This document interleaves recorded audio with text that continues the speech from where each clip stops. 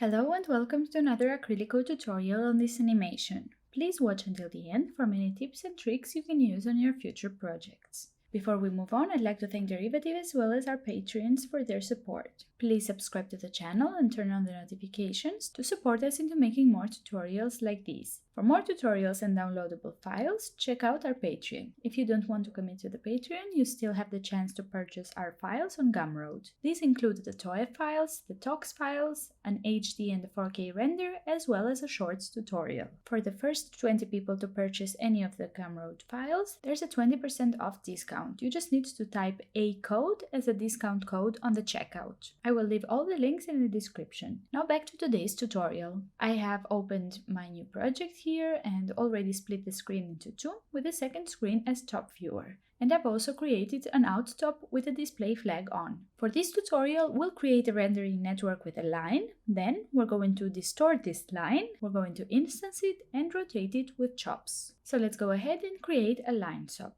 In the parameter window, we'll increase the number of points to 50. Then we'll attach a null followed by a geometry and a camera.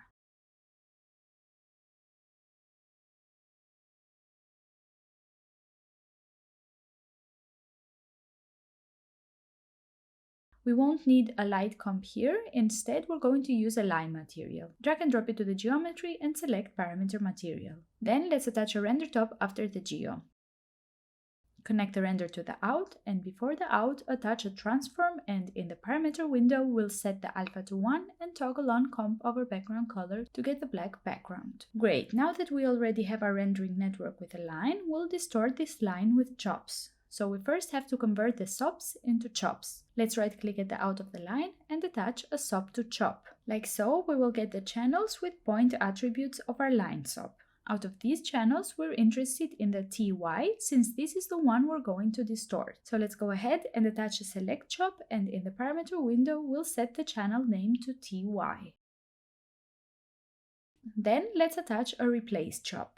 The output of channels in input 1 will be replaced by channels found in input 2 if a matching channel exists in input 2. Any channels that are in input 1 and not in input 2 will be output without being replaced. So since we haven't done any changes to the TY channel yet, the replace chop will look exactly the same as this SOP to chop for now. We'll get back to this in a second. Let's just finish converting everything back to SOPs first. Let's attach a null chop after the replace.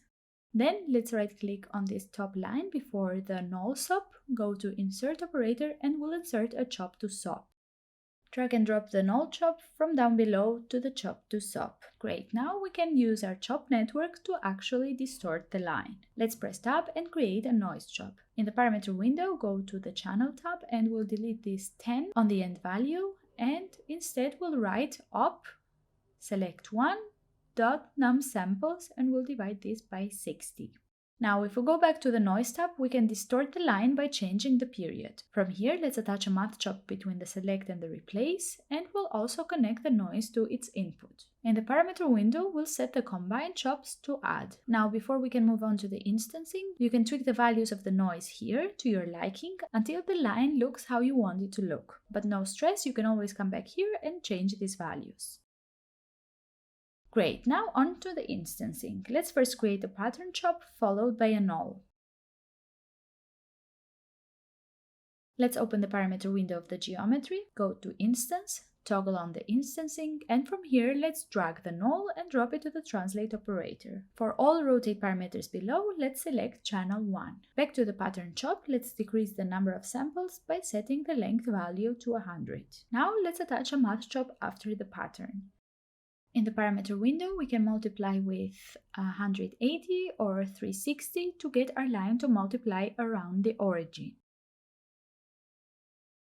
To get the whole thing to rotate, we can go back to the geometry and animate the rotation along the y-axis by typing in abs_time.seconds times 20. Great, so now we have our basic shape. You can always make changes to the base shape by changing the value of the multiply of the math or by changing the value of the amplitude or length on the pattern chop.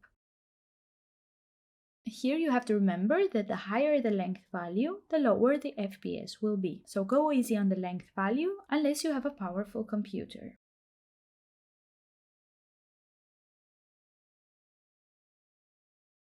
Great, now from here we can keep on animating. If we go to the noise, we can change the value of this translate z with the expression upstime.seconds times 20, and we'll get this type of movement. For the post-processing, let's go back to our render network, and after the network, let's attach a feedback edge from the palette.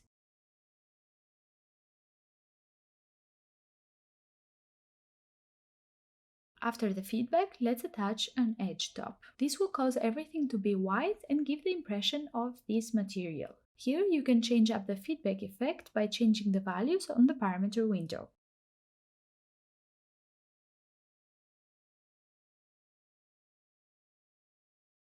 Also, if you would like this to have any other color instead of white, there are two options. You can decide on a color here from the palette first, and then you can just bypass the edge top right after.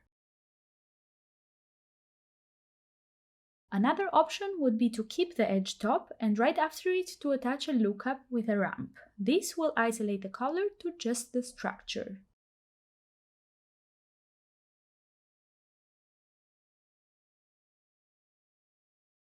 If you want several different colors at the same time instead of just one, that's also possible. We could do this by creating a ramp top first with the same length as our pattern.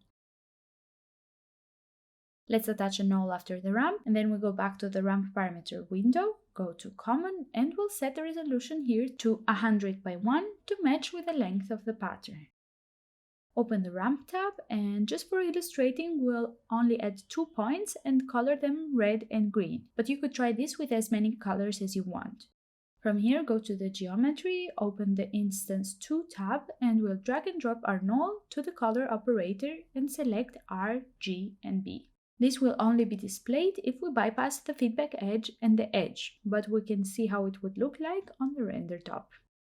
And that was it for today's tutorial. I hope you could learn something from this tutorial and it inspired you to try things out yourself. Thank you for watching until the end. If you have any questions, please leave them in the comments, and I'll see you very soon with another tutorial. Until then, have a great time. Bye bye!